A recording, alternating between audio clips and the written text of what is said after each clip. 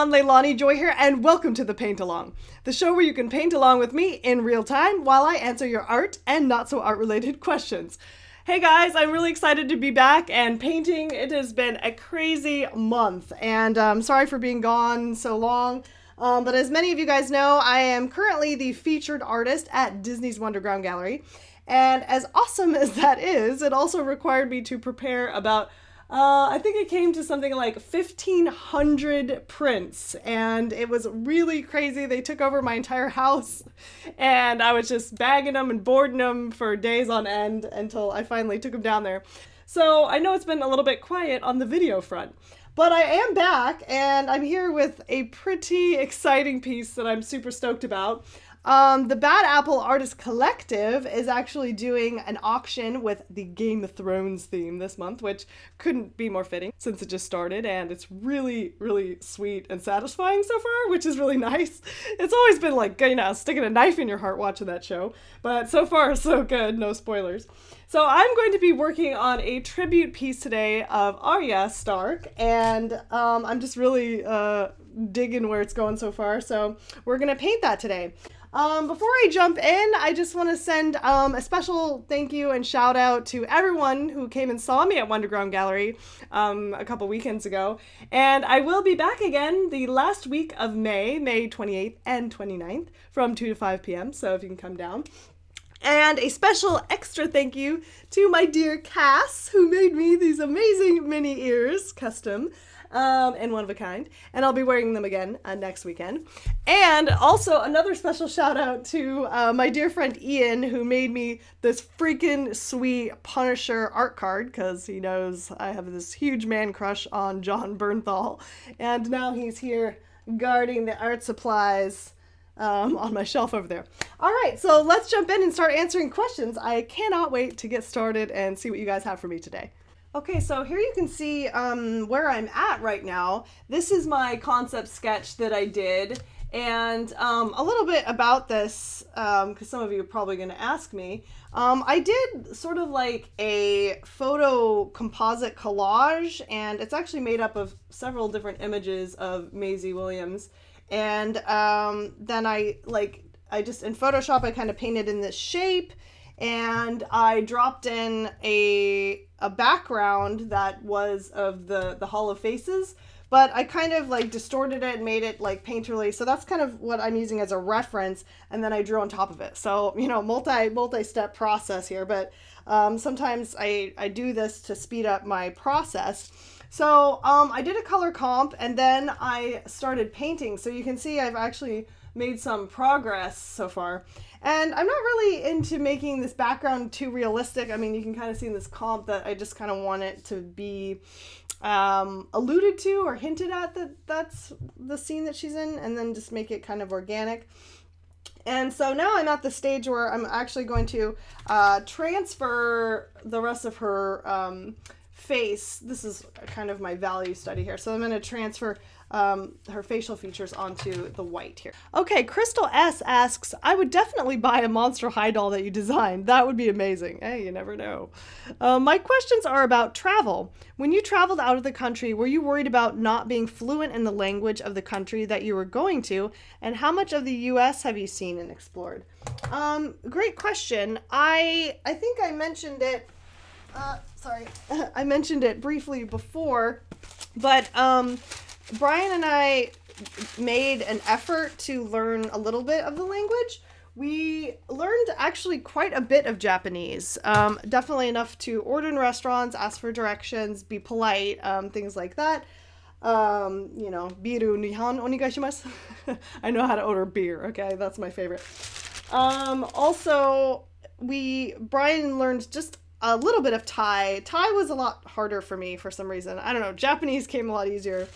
But in Thailand, actually more people spoke English, so it wasn't really a big deal. But they totally were super complimentary and appreciative when we tried. And in Japan, same thing. They were just they were like, oh, your Japanese is very good, Jozo desu, and it was really flattering that they thought so. So we made that effort.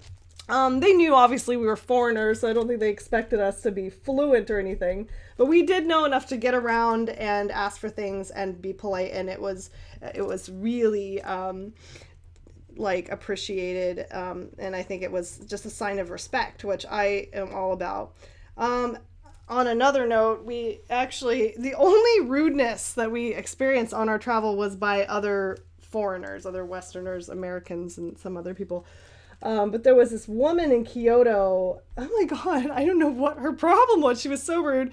Like, they didn't speak any English in this restaurant in Kyoto, and she's yelling at the waitress. It's like, water, water. And I'm like, you can say it as slow and as loud and as condescending as you want, but she doesn't know water. It's Mizu, by the way. So anyways, I am really happy that we did that. How much of the U.S. have you seen or explored? Not a whole lot. I don't know, I was really busy in school, and my sister was sick when I was growing up, so we didn't do a whole lot of traveling when I was young. I've, of course, been to Nevada a ton of times. I've been to Florida. I went to Disney World a long time ago. That's pretty cool. I've been to Washington, D.C., but at the time I was 13 and I didn't really think it was that interesting. I think I would find it more interesting now. I've been to Hawaii quite a few times. That is definitely one of my favorites. I went to Seattle for the first time recently, the first time to Washington, and we also went up to Orcas Islands, and oh my God, it's incredible. Seriously, I don't know. If I had to move somewhere, I think Seattle will definitely be up there on my list because I really enjoyed the city and the people, and it was beautiful. Okay, my next question comes from Alice G, who says, who's your favorite Fallout 4 companion? Currently, I love Nick Valentine, but Piper and Hancock are my fave. And seriously, who can resist dog meat? Oh man, speaking of Fallout 4, that's my little self-reward today. If I get enough of my painting done, I'm going to go download the Far Harbor DLC that just came out like today. So if you don't know about that, it's supposed to be amazing. I don't know. I actually pretty much completely agree with you. Hancock is my love interest, so I guess I have to say him first because he's my ghoul lover. Hey, it's not about what you look like, okay? It's just about the man who makes you laugh. I love Nick Valentine, though, too. I'm not sure if I would want him as a love interest, but I thought that he should have been a love interest. I kind of think of him more as maybe sort of a father figure, I guess, but he's just so cool, and I really love his backstory, and I just don't know why they didn't consider adding that in, because I really love his character a lot, and I'm really excited about, he has a new mission that comes with the DLC, so yay, that's gonna be fun. I like Piper okay. I haven't taken her as much, and of course dog meat is awesome. Yeah, I like Deacon. If you haven't gotten Deacon is a lot of fun. He's very funny and charismatic, and I don't know, I like him a lot. So yeah, I don't know, I could go on about Fallout a lot. I haven't gotten to play in like a month. I'm like totally having Fallout withdrawals, but I've just been so damn busy, but hopefully I can get back to it. Okay, oh, I'm sorry, Alice has another question. Do you have any advice for dealing with artist anxiety? I've been struggling at getting myself to think that someone would ever want to buy anything drawn by me, especially when there are so many amazing artists out there. I love drawing, but I really struggle with my self-confidence with my work. Oh, Alice, girl, I totally understand, and I feel you, and I know I've probably answered something similar to this before. But anxiety, I feel, comes with the artist personality. I know that is like kind of weird to say. I don't know. I'm sure there's some artists that are just super chill and just like whatever. But most of the artists I know, even extremely, extremely talented ones, have this problem. We are very critical of ourselves. And even though other people are like, that's amazing, you're just like, I hate that so much. I mean, I do that constantly, and it's just kind of like a daily struggle. but honestly, like I've mentioned this Andy Warhol quote again, or before, because I just really like it, and it's just I'm gonna paraphrase it, not say exactly right, but he basically says, just keep making art. And while the public is deciding whether they like it or not, just make more art. So the idea is like, you can't just wait for you to feel good about it, okay? I have gotten to where I am because I was searching for that one piece that would make me feel good about myself, if that makes sense. So I was trying to find this style or this technique or something to hold on to, and for some bizarre reason I decided to document this whole experiment on YouTube. And now I am so thankful that I did, because I was very scared, and I just decided to literally jump in the deep end and show people what I was doing and what I was going through.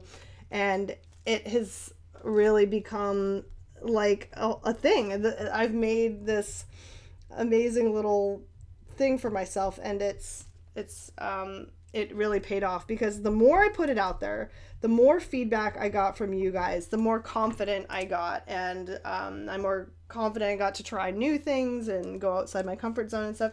So like, I totally understand like that fear, but you need to just do it. But in conclusion, my dear Alice, as far as, being afraid people won't buy your work, I mean, there are no guarantees, I'll tell you that. But I will say I'm still surprised. I still pinch myself sometimes that anyone wants to buy anything I make. So that's an ongoing thing as well. But if you're passionate and you really strive to do the best work that you can and keep learning and keep trying to make yourself unique, you will find people that appeals to. I guarantee you that. I mean, look at Juxtapoz magazine or some of this stuff. There's some really weird stuff out there, yet they find a market for it and people who are drawn to it. So I think there's room for everyone. I truly do. I mean, unless you are trying to trick people and you're just a hack and you think it'll be easy for some reason, and you go around copying other people and somehow get somewhere with that. But I'm 100% sure that's not you, so I wouldn't worry about it. All right, so my transfer is on here now. And this is like, this is the part that I truly hate. I don't know. I mean, sometimes I really wish I didn't get so attached to my sketches and stuff, because like, obviously this awesomeness of this sketch is not here on the transfer. So that always kind of bothers me, and that's just something that happens. It's kind of like playing telephone with your art, right? So it's like, okay, I did a drawing, and then I did a value study, and then I did a transfer. So obviously some of that's going to get lost. So I'll probably try to pull that back a little bit and try to get a little bit more of the fidelity of this into that. But I don't know, try not to throw it away, even though I know like that's my first instinct of like, it doesn't look like this, and then I murder it. But yeah, so that's just kind of what happens, and you have to accept that fate and sort of think about like redrawing in a way, or copying your own self. But you got to kind of like make some of those decisions over again on this piece so that it gets its own energy, so to speak. Okay, next I have a question from Purpley Pink Pixie, and they asked, who do you think determines if a piece is considered art, the artist or the viewer? I don't know. Honestly, that's a little too philosophical for me. I don't know. If you made it, it's art. If someone sees a rock as art and they take it inside, if they see it as God's art, I mean, it's art. So, I don't know. I don't really have like a fancy philosophical answer for you, because this is not really my style. So, whatever. Whoever. Monica asks, hi Leilani, I was wondering if you believe in Plan B. Oh, wait. Oh, for example, if someone really loves painting and wants it to be his career, but is afraid that it won't pay the bills with art. Okay, I thought we were talking about like the the morning after pill or something. I was like, whoa, let's not go there. Okay, so you're saying, do you believe in having a backup plan, I guess, as if your art career doesn't work. So what do you think about that, and did you have a plan B? Okay.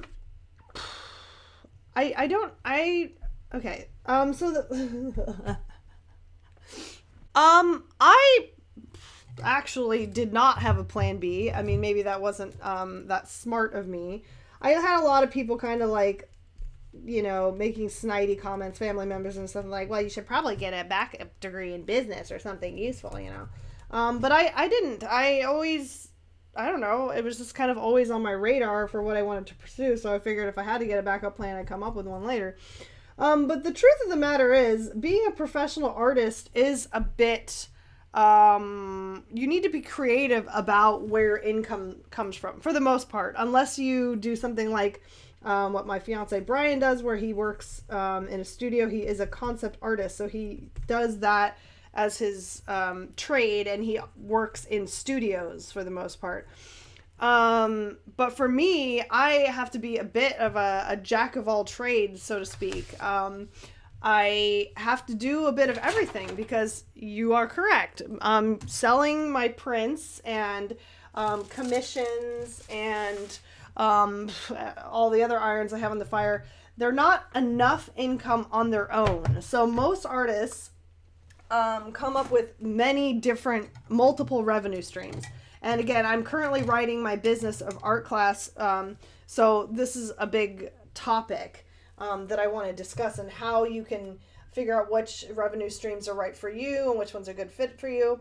Many artists also participate in licensing their art on products and things. I'm getting more into that now. I now do some cross-stitch patterns. I have a watch line.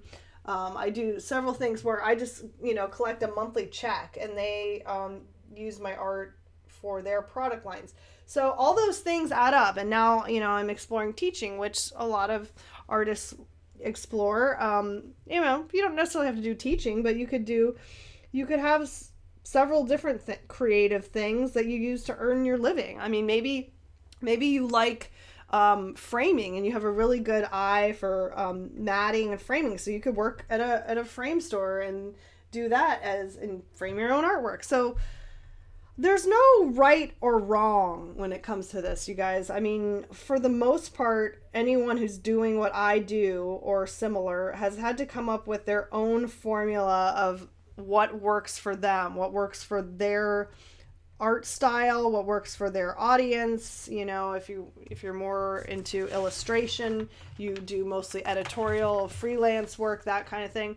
So I don't know if you need a backup plan specifically, but you do need to be willing to be flexible and sometimes maybe do art jobs that aren't exactly what you want. I mean, I've certainly taken a few of those just because I'm still drawing to earn money, but maybe it wasn't exactly something I wanted to put in my portfolio. So I don't know. I also liked writing, and I considered studying English, but I'm pretty sure, I think I've said this before, that writing is probably even a harder career than being an artist. So my backup plan wouldn't have been a very good one.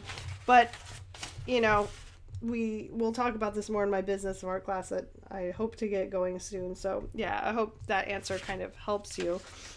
Okay, next I have a question from Trini Chops, and today Trini Chops asks us, have you ever dabbled in dressmaking? I think you'd be able to create some really gorgeous gowns from your imagination. Actually, well, in college I was really into like the eBay thing, and I used to like taking vintage dresses and like customizing them, and I was into making like weird jewelry. I'll see if I can find some pictures of these. And so I would make a little like extra money like doing like one of a kind like customizations and stuff like that. So that was pretty fun. I don't know. It's probably not something I'll explore too much in the near future, just because I don't have time, quite frankly. It's just dressmaking is a really huge commitment. It takes a lot of time. But you never know. I am thinking about possibly designing some fabric though, and maybe like, sorry, I'm looking for my tape, which seems to have wandered off. And having that made into products or bags or something. So we'll see. You never know. So interesting thing about when I was researching what her sword looked like, I started it designing it like this because this was like the most common depiction I saw of it. And then I realized that the sword that she has on the sword, the sword that she has on the show is actually quite different. But apparently George R. Martin describes her needle sword so in depth that people actually drew it out, and you could buy a replica of it, or not a replica, a representation of it. So I actually based it on the book description of needle. So maybe that makes it cooler and nerdier, I don't know, but that is the design of this. Because some people are probably like, that didn't look like that on this show. And I'm like, well, this was how it was meant to look, okay? Eat it! Okay, next question comes from Black Rock Rocky Shooter. Good lord. Do you watch Steven Universe or any of the modern day cartoons like Gravity Falls? No, I'm sorry. I don't know what any of those are. I'm an old fart. All I do is watch stuff that I enjoyed in my childhood. All right, next question is from Bela B. I finally got some Liquitex matte medium because it would be really helpful to use, but I'm afraid to waste it. What kinds of stuff need it, and what kinds of pieces could do without? Also, would you ever consider doing some nail art and making... Okay, first of all, I'm absolutely ridiculous at painting my nails. I'm absolutely awful. Like, they look like a little drunk child did them. I don't know. So I don't do nail art. I'm just really bad at it. You'd think I would be better at it, but I'm not.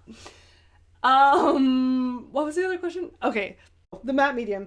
So the matte medium, it's not like anything fancy. It's just basically acrylic without pigment in it.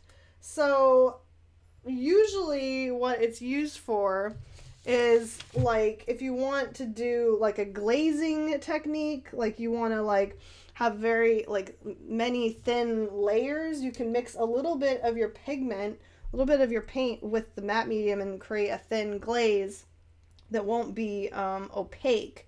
So that's the main use for it in a painting.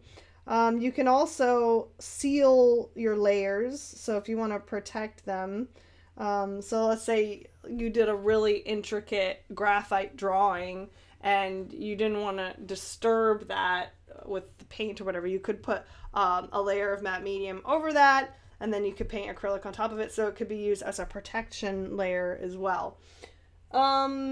You can use it as a final layer in between your painting and your varnish, which is a really good idea. I still keep forgetting to do this varnish tutorial. My mouth doesn't work today.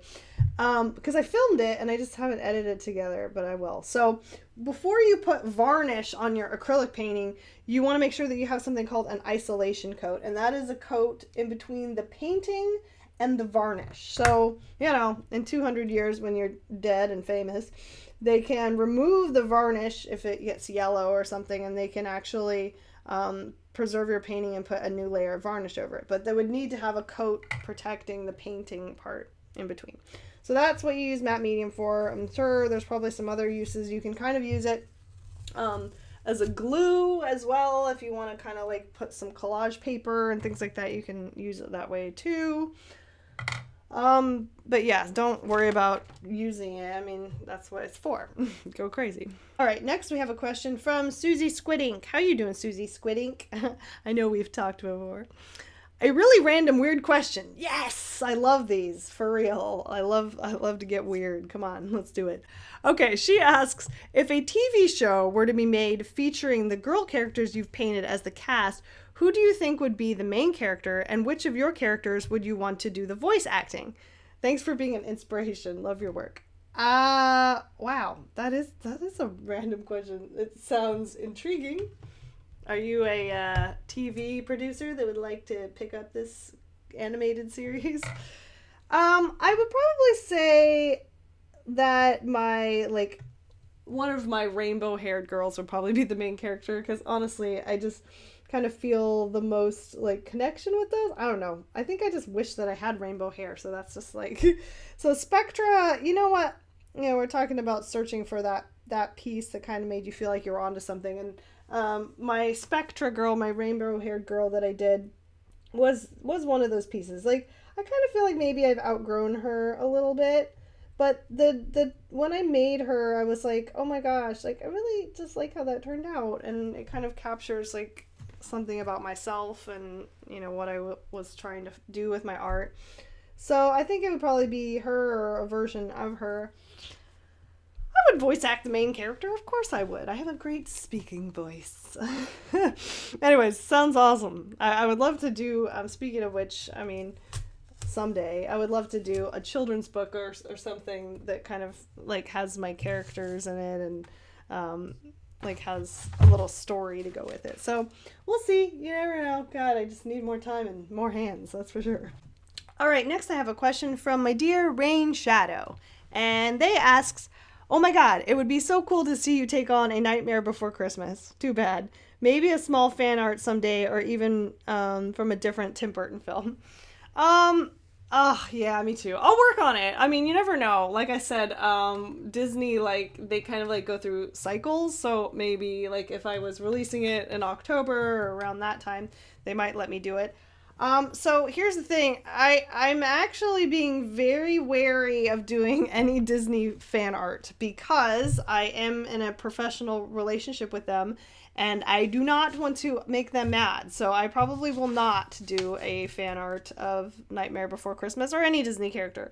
And actually, I know I've answered this before, but some people were like, well, how can I go about like getting involved with Wonderground Gallery and stuff? And I see a lot of people on Instagram, no tea, no shade. I've seen some really great Disney tribute art.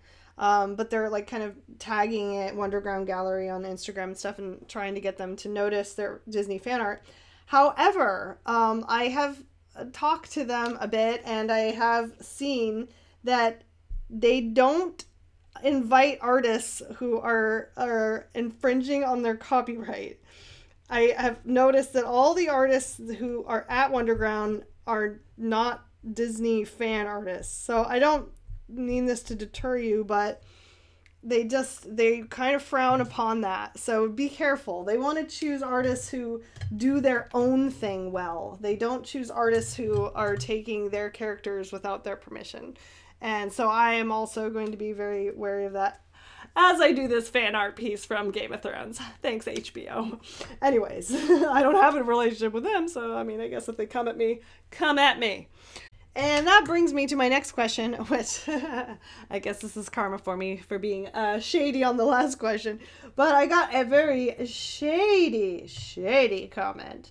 And basically this guy says that obviously I don't care about my fans or students because I am charging for this overpriced course that he just doesn't feel is possibly worth the $2.99 that I charge for it.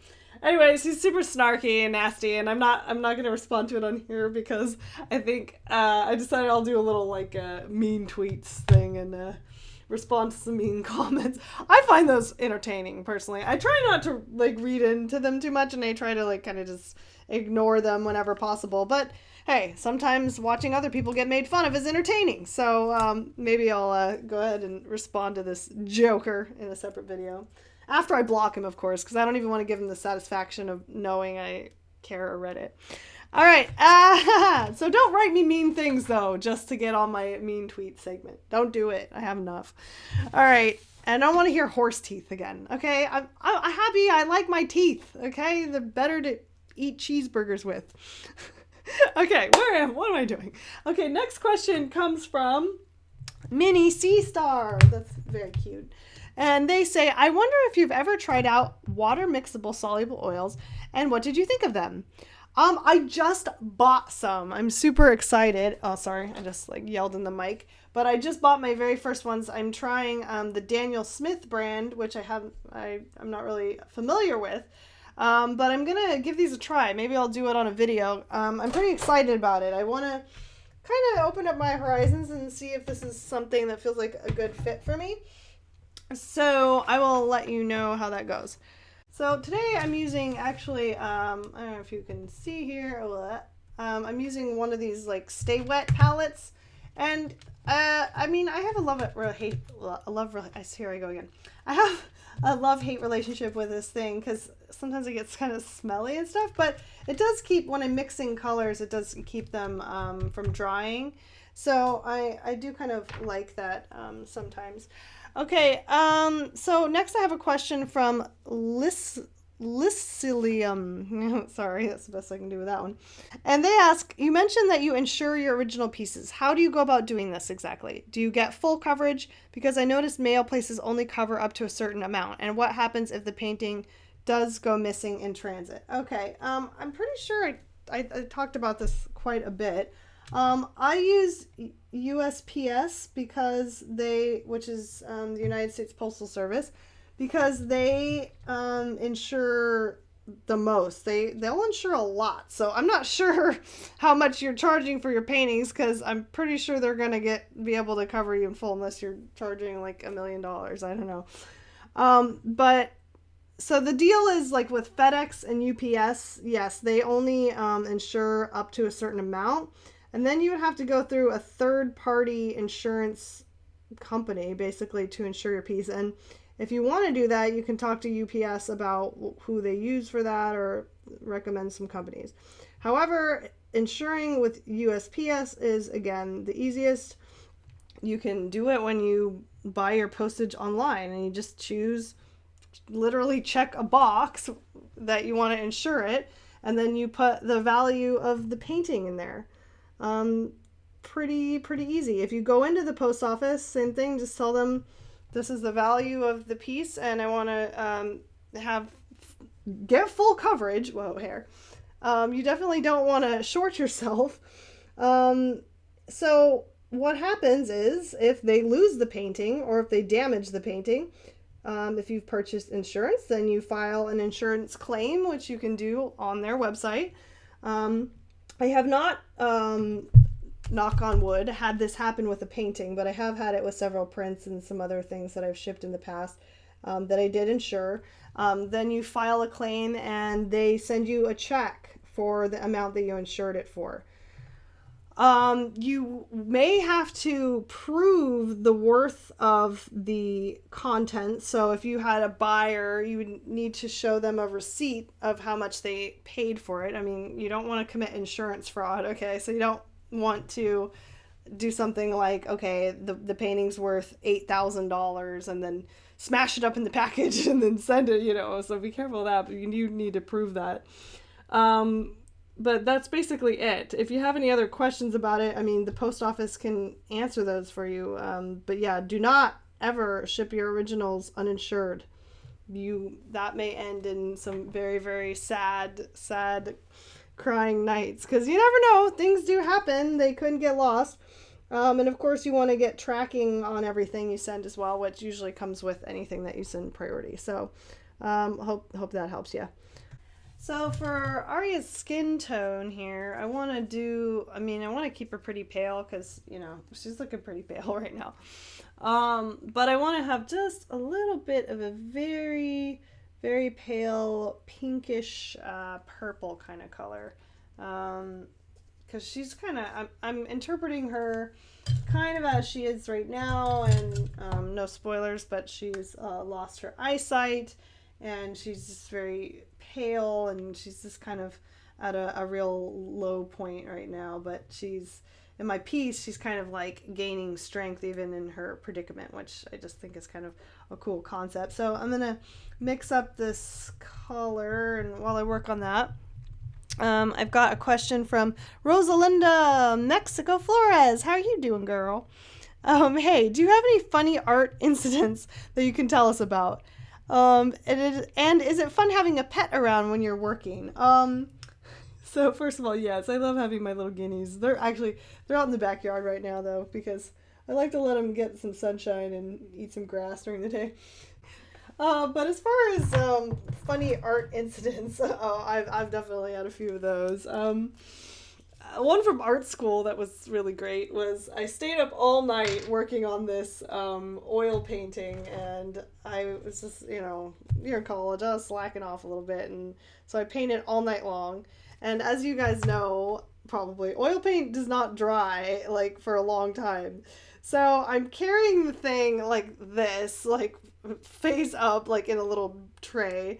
And while I'm walking to the bus, this gust of wind comes up and the whole painting just like plants on me. And I remember I had like a gray sweatshirt on that day, and it literally made a print of the painting on me. And I was like, I have no choice. I still have to go to class and turn it in. So that was pretty ridiculous. I also had this really weird instance. Hopefully this person will never see this, but I was showing my work in a gallery, and I had this geisha painting.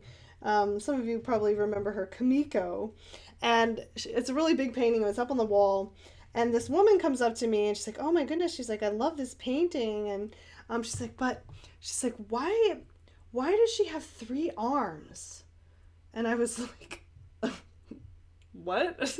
And she's like, "Well, the 3 arms. Like, can you explain that to me?"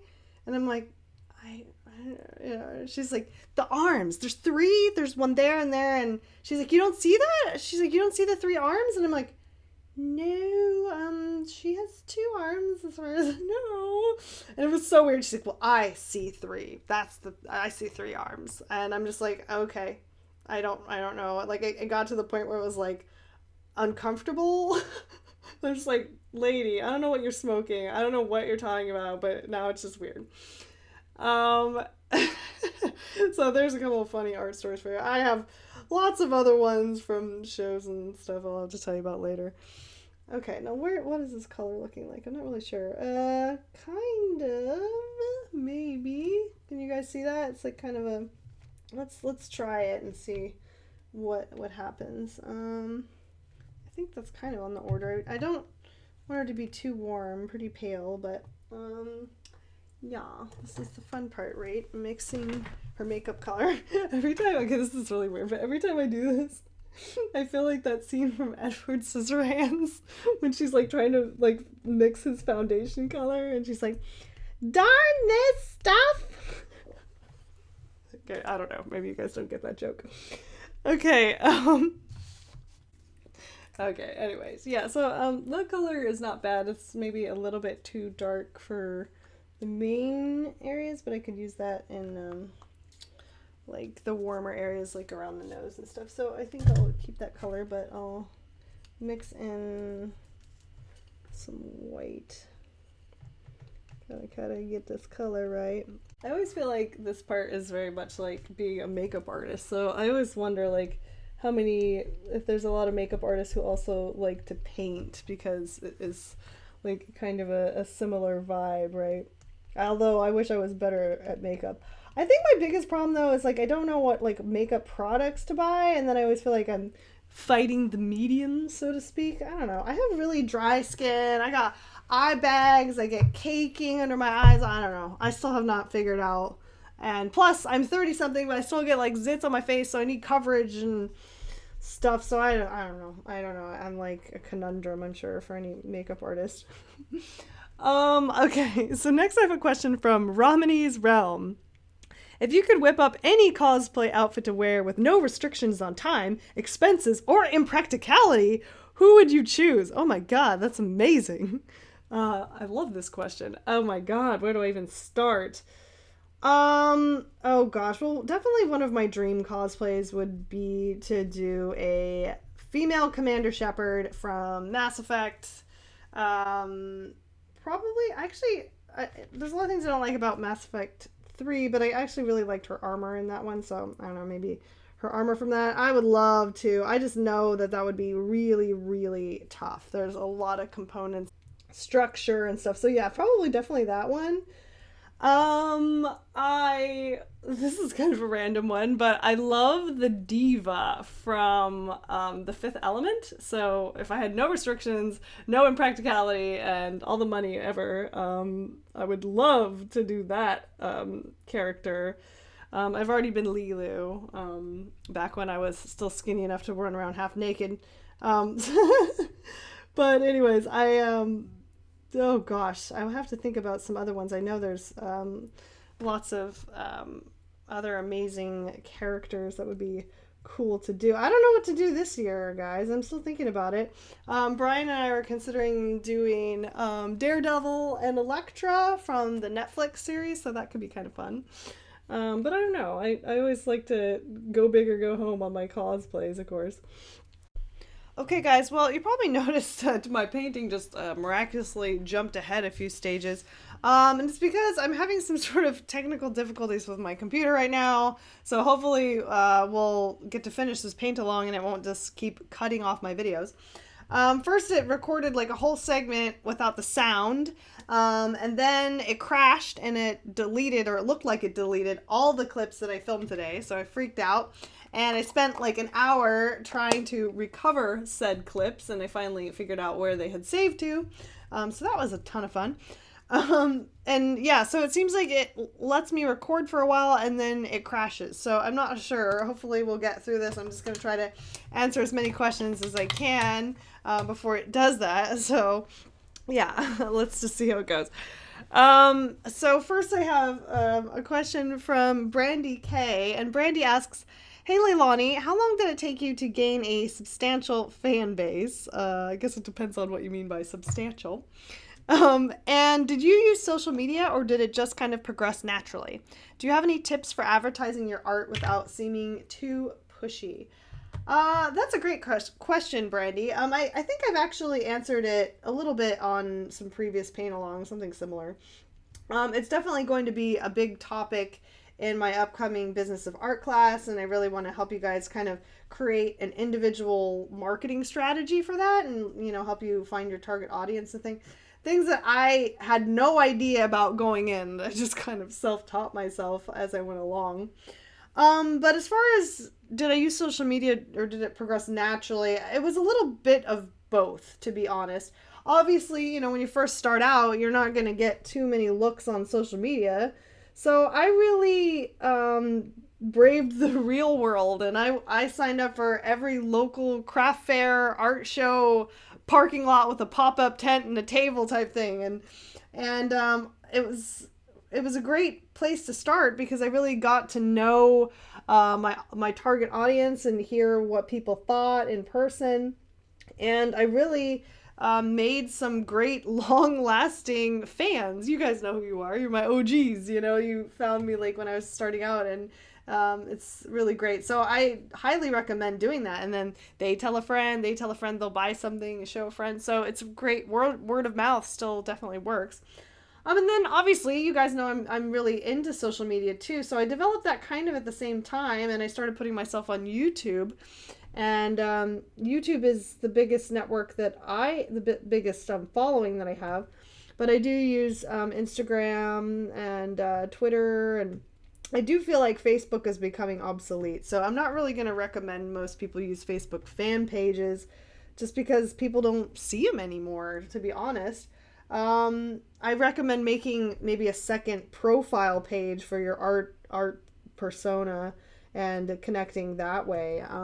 It's kind of unfortunate because I spent a lot of time building up my Facebook fan page, and now it's like unless I want to pay to boost my post, none of my fans even see it. And as far as tips for advertising without seeming too pushy, I'm really glad you brought this up actually, because it's something that like I've wanted to address for a while. And I've noticed this new thing now where like aspiring artists will like tag like professional artists or tag a ton of people and like everything they do so that they'll look at it, and they'll like tag me on Instagram or Facebook like saying that I'm in the picture, and it's just because they want me to look at it and I guess give them feedback or whatever. But like I do find this pushy and frankly quite unprofessional. It's annoying, and it's kind of like I would never do that to a professional artist that I looked up to and be like, look at my work, look at my work. That's not a professional thing to do, and quite frankly, it's a little bit disrespectful in my opinion. If you are doing good work, people are going to notice you for that and see you for that. And honestly, a lot of times I end up following fans on Instagram because they have a great profile picture. Like, I'm like, what is that drawing? That's really great. So I will go and look at their profile, and sometimes I follow people that way. So let your work speak for yourself. Don't beg people. Don't follow for follow. Don't share for share, that kind of thing. It's just tacky, quite frankly. And I hate going on Facebook and be like, oh, someone tagged you in a post. I'm like, maybe it's a fan that bought a print, or it's just like something they did, and then they tagged every single person they know. So don't do that. With that said, though, I mean, do use hashtags efficiently. If you're doing, a painting of, fairies and stuff, make sure you tag that so people who are interested in fairies can find that. I also recommend, joining communities where that is like a topic that you're interested in. And even there, don't go to forums and like just spam people with your art. This happens on YouTube too. And I'm sorry, guys. I mean, I know that you mean well, but don't go all over my channel and post on every single one of my videos. Please check out my art channel. Don't do that. I earn my fans because of the content I create. Don't go on other people's hard work and to like say, come over here and look at my stuff. You just don't do that. So that's just a little advice. You guys know who you are, and some of you, I know you don't mean anything malicious by it, but frankly, I don't know, it's just kind of annoying.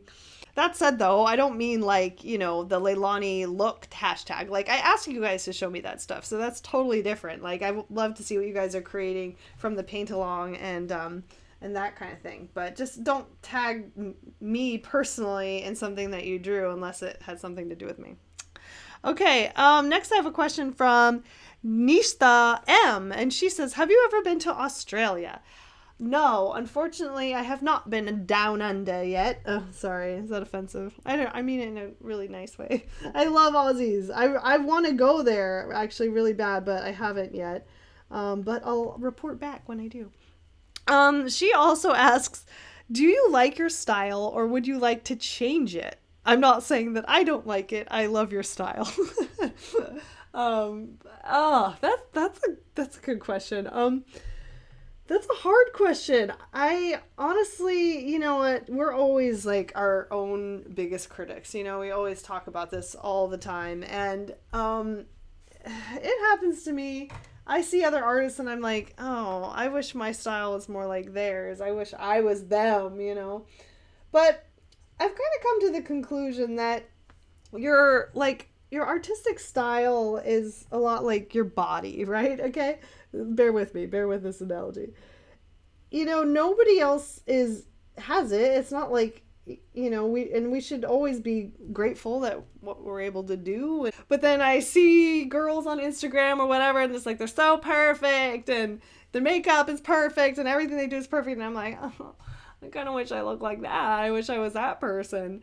But the truth is, it's better to be your own unique person, and I'm sure that person has their own flaws in private, maybe.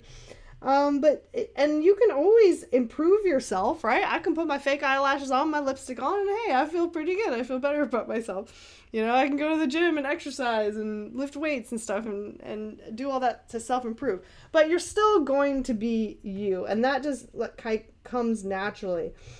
So even if I see somebody else I like, I'm not going to be able to, I guess unless I use a lot of excessive plastic surgery, I'm not going to make myself into that person. So, think of your art style in the same type of way, Embrace what makes you an individual and always strive to outdo your last piece and explore what's most natural for you and what makes you unique. And, we're all made up of a bunch of different inspirations, and that's great. That's what makes you an individual. Okay, next I've got a question from Beautiful Sky, and they say, have you seen Patreon? It's a really cool thing. I've talked about Patreon before. I have not explored it yet, just because I wasn't sure if I wanted like one more thing where I have to like keep track of it, and I'm pretty sure I have to like ship stuff, right? Like there's like you have to like give out rewards or something, kind of like Kickstarter.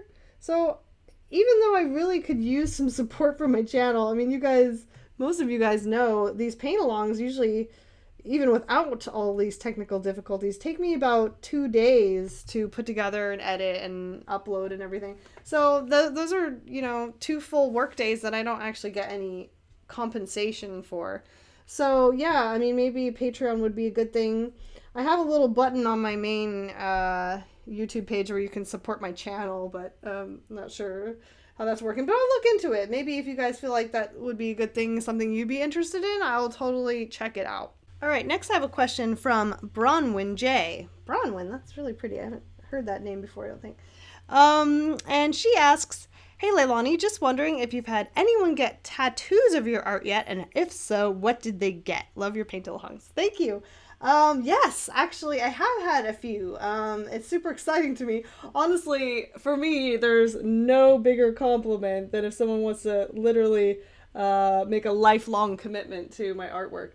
A few years ago, I had someone who got my Alice, insert picture here, tattooed on them, and they actually had it like customized a little bit. So that was so super cool. And then I more recently did a tattoo commission for a lovely young lady named Mai. Hi, Mai. Shout out. And she just recently got the tattoo, so it's still healing, so she hasn't sent me a picture yet, but hopefully she'll share one with us.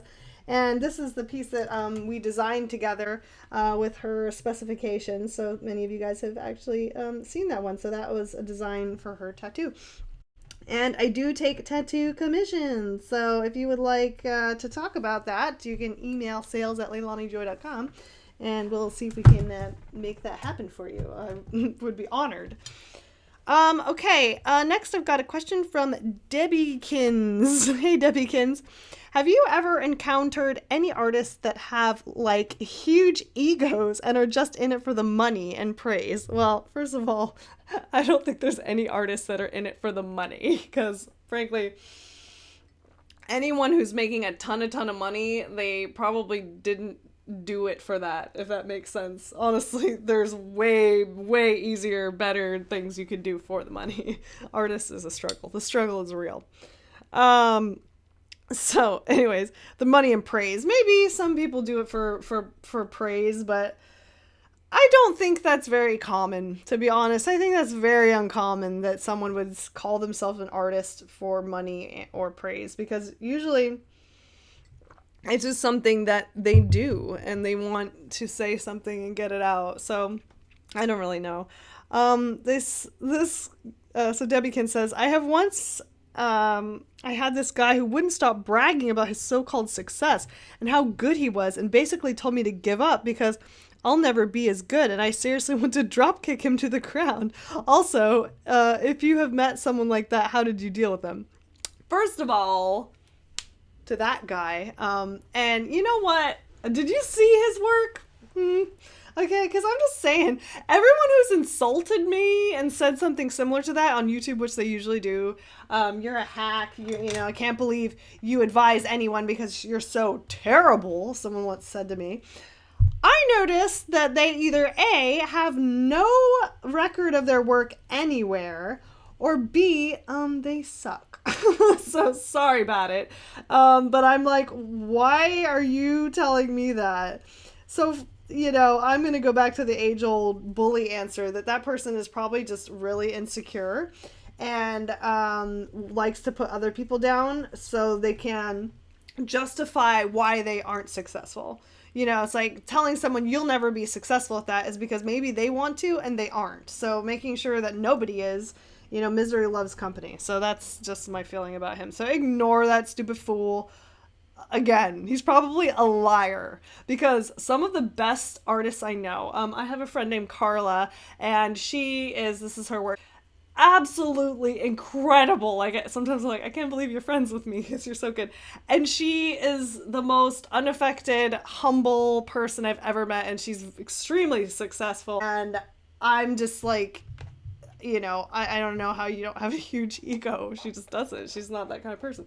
So if you really have to tell people how successful you are, my guess is that you aren't and you wish you were. So, haha. Okay, so far so good. My recording, I think, is still recording, so I'm just going to keep going until it doesn't work anymore. So now I'm getting to that stage where I kind of want to do a little bit more refining. I'm starting to kind of see her come out, which is cool. So I might kind of just start carving into this a little bit to start refining some of these edges. I do like to use graphite and colored pencils in my painting process because sometimes I just feel like I have more control and I can kind of just tighten up the edges and get things a little bit smoother, and then sometimes I'll go over them with paint too. Okay, so next, I have a question from Victoria B. And Victoria B asks, I'm a young artist and would like to get into acrylic painting, but the paints I bought give off fumes that make me feel sick or give me a headache. Are there any acrylic paints that don't give off strong fumes? Victoria, my dear, I have a sneaking suspicion that you bought oil paint. Acrylics have, like, almost no smell. Like, maybe like a tiny bit. They do not smell. So I'm thinking that you bought oils, because oils will knock you out, man, especially if you're in a small space. So that's what I'm guessing. If not, if you're just super sensitive and you find that the acrylics bother you, try watercolor. Watercolor is like really no, except for rose tyrene. I've said this before. Or rose madder. Rose madder smells like roses, but it smells good, so it doesn't bother me. So you might want to try that, or gouache paint if you really feel sensitive. But again, clarify with me, because I would be very surprised if those aren't actually oils. So sorry about that. Okay, next I've got one from Taleeps1000. You should stream on Twitch. I'd watch you paint every day. Interesting talks and art. Oh, thank you. You know what? I'm thinking about Twitch. I have not done it yet. Just because I'm like, I gotta learn something new. But I've heard good things, and that a lot of people really like that. The only thing is, like, something like this, sometimes it's like, okay, I mean, I guess you just keep streaming, but I'm like, I like have to burp on occasion and like do other like human things. So I figure it's like more streamlined if I just edit that out and pretend I'm a robot. But I don't know. Let me know if you guys, how many of you are on Twitch? How many of you would be into that? If I tried that out too. Yeah, I'll look into it. Okay. Next question from Electrobot. Hey, you. I know you. It's cool. I actually kind of like seeing like your names repeated now. Like, I feel like I know you guys. Today Electrobot says, what is your opinion on plein air painting? Siri, what is plein air painting? All right, here's what I got. Okay, she doesn't know either. I don't know what that is. Let's see. I've seen other artists on YouTube doing beautiful plein air paintings. I'll report back. I honestly have no clue what that is. But it sounds interesting. All right, next I've got a question from Kelsey E. Hey, Kelsey E. Hello, I was wondering if you could give me some tips on how to make interesting backgrounds to go behind my drawings. I draw women like you, and I thought I was alone until I started watching you. Aw. Also, a huge Rainbow Bright kid as a fan. Okay, have a lovely evening. Oh, you're cute. Oh God, hey, don't even get me started on Rainbow Bright. Oh my God, I love it so much. Rainbow Bright and the Star Sealer. Oh man, I love it so much. So as far as how to create interesting backgrounds, I wish I had a better answer for you, because this is something I struggle with. Because I'm not too keen on like making things literal. I usually like to make them more design oriented, use shape and like some surrealism. Like this piece, for example, is just shapes. I mean, usually that's what appeals to me. This piece is kind of interesting because I felt like doing more of a suggested scene, but I didn't really want to get too detailed with it because it's just more about the portrait for me. So I almost wanted that to be like blurry. So I may even blur it out even a little bit more. It depends. You can go either way. If you personally kind of like to keep it more designy, try using shapes and different design shapes. If you want to keep it more organic, try just doing something kind of abstract. I like to do that too, as you guys know. Just make an abstract shape and then paint a portrait on it and see what you get. You can do more literal scenes like this. If you're like, okay, I want to really tell a little bit more of a story about this character. Like in this case, obviously, I want to drive home that it's Arya and put her kind of in this space. So in this case, I really wanted to at least allude to the Hall of Faces, that she's there, and use that same color palette and stuff. So there's a few things that you can play around with and just see how that feels. Don't force yourself to do anything unnatural. Some artists prefer not to really do backgrounds at all. Camilla D'Erico doesn't do backgrounds very often. She usually just does kind of like a soft, organic kind of bottom layer with just paint strokes, and then just paints on top of that. So don't force yourself if you don't want to, but try a few different things and see what feels most natural to you. I kind of like to mix it up, to be honest. I do a bit of everything. I mean, this one's like sort of, again, a suggested background, like a forest or misty stuff. This one has no background. So yeah, you get where I'm going with this. Okay. Just a couple more questions, and I think I actually may manage to accomplish what I set out to do today without my computer bursting into flames, which, God, I hope it doesn't. It's like brand new. Okay, Lydia S. says, hey Leilani, can you recommend any good TV series to watch? I'm currently watching The Returned on Netflix. I haven't seen that yet. Which, by the way, Mary Elizabeth Winstead is in. I know, I do follow her. I'm her creepy lookalike fangirl, right? I can't believe how much you look like her.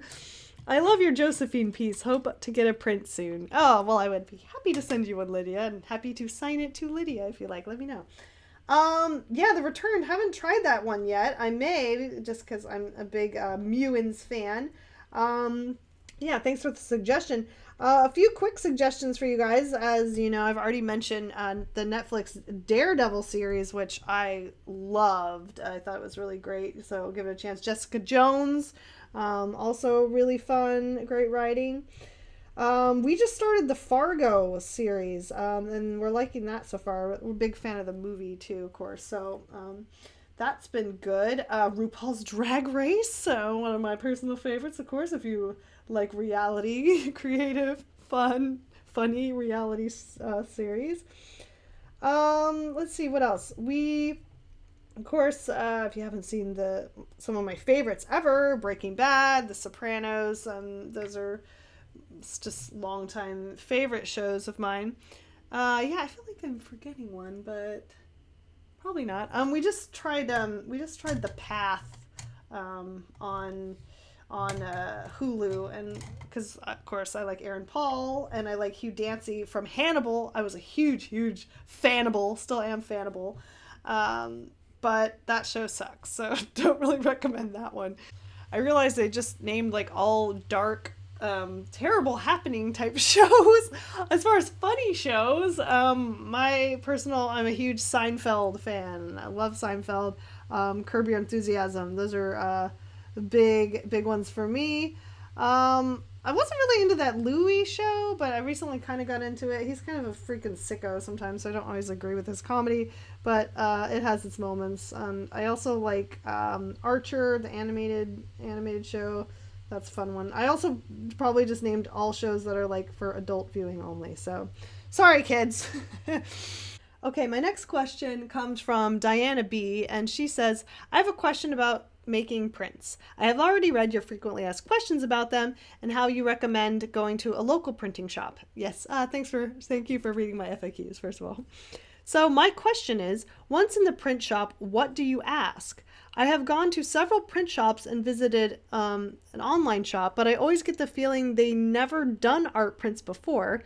because they don't have the necessary paper I want, or they overcharge me for a print. When I go online printing, most of what I get are companies like Vistaprint, but I never know how to ask for prints, if I should go under posters or where to make them. Okay, so first of all, I'm not sure what you mean, because a printing company should know how to make art prints. So I'm guessing that you're saying that you're going to like FedEx Kinko's or something like that, like a copy shop, and that's not the same thing as a shop that makes fine art prints. I don't know where you live. In San Francisco, there's like a ton of places. It's very big for that. So this may be more challenging for you if you don't live in an area that has that specialty. So first of all, start off by looking up fine art printers in your area. And sometimes frame shops, sometimes custom frame shops do this. But like I said, you might have to get a little bit more creative if it's not something that's easily accessible in your area. As far as online printers, that can be a little challenging. I don't use online printers very often, so I don't really have any to recommend to you.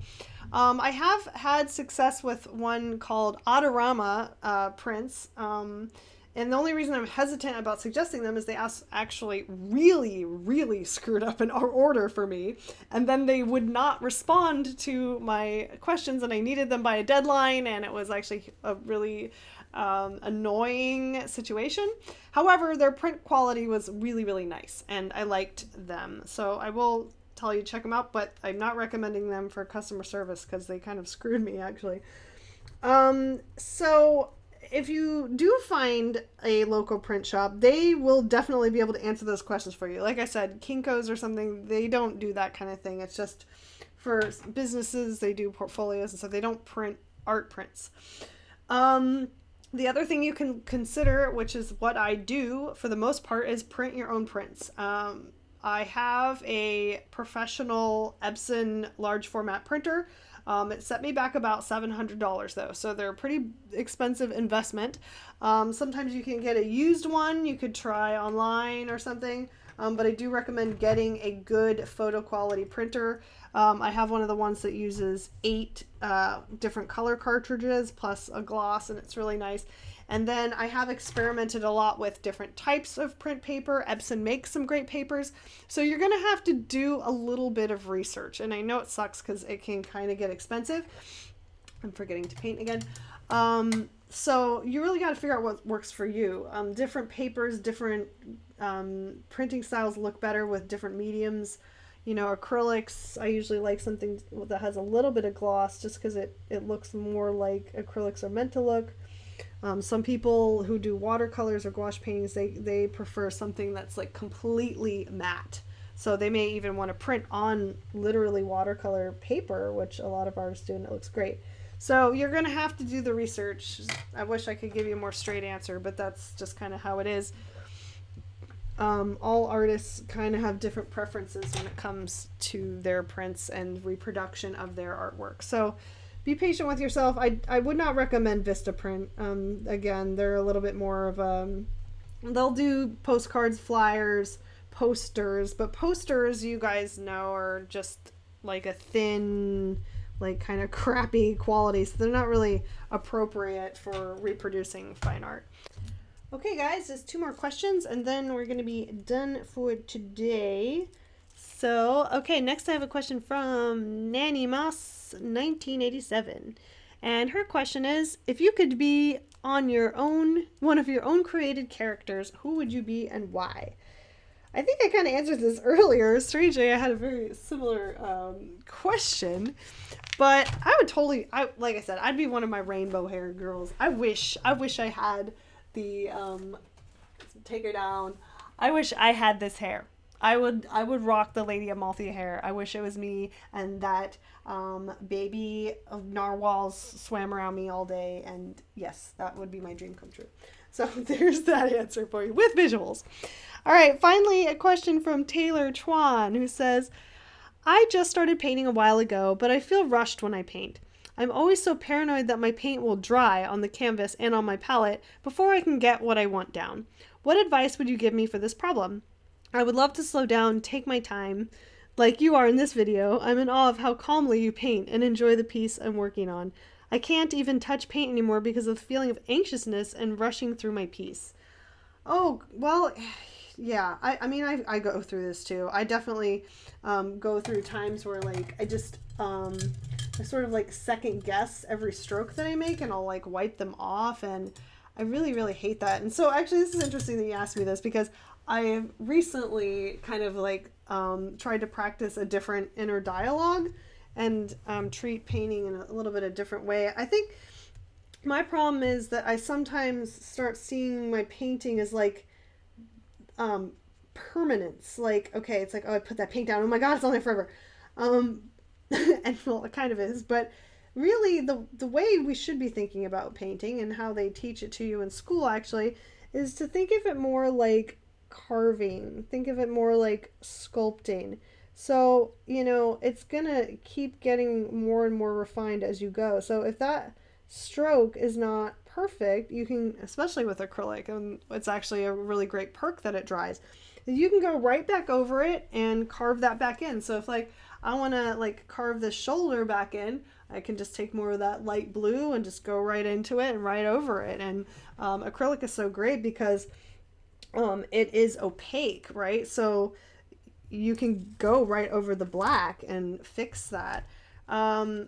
However, I mean, if you really hate that, if you really want more working time, I would suggest moving to oils. It sounds like maybe you're trying to force yourself to be an acrylic painter and it's just not your medium. Acrylic painters like to paint slow and they like the chance to really work back into it. Acrylic painters paint in layers, so you keep going over and over and over it.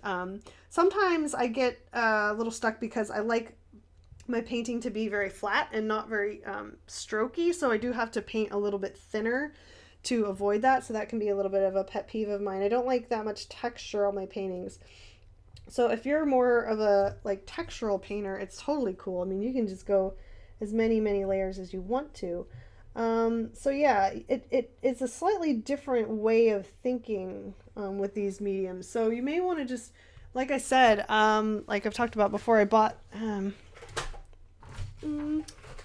where you go. I just bought black and white in the water soluble oil. So I'm just going to play with black and white and just see if I like how they move, how they dry, how they work with mediums. So I would recommend just doing that. I mean, that's no big commitment. And again, just change your way of thinking when you approach the painting, because it's causing you anxiety because I think you have the same problem that I do. Is I think, okay, this is a permanent decision and I've got to live with it. And right now, like, I feel pretty relaxed because I'm trying to think in that different way where I'm just like slowly carving this big stone and making it more and more refined with each layer. So I hope that might help you, Taylor, and let me know how it goes for you. Okay, guys. Well, that's it for me on this episode, and actually we probably got farther on this painting just because I lost a bunch of the clips and I just kept painting and I didn't realize. So anyway, I will have Arya done for the Bad Apple Artist Collective monthly auction on the 28th of May. So if you want to bid on this original piece, I think it's going to be a nice one. I'm actually feeling pretty good about it. You can find it on the Bad Apple Artist Collective page over there on Facebook. And I will see the rest of you guys later. Thanks for watching. Be sure to ask your questions for the next paint along below in the comments with the hashtag AskLJ. Tag me on Instagram with the tag Leilani Look, and I will check out what you were working on the paint along. Okay, guys, see you next time. Primus sucks.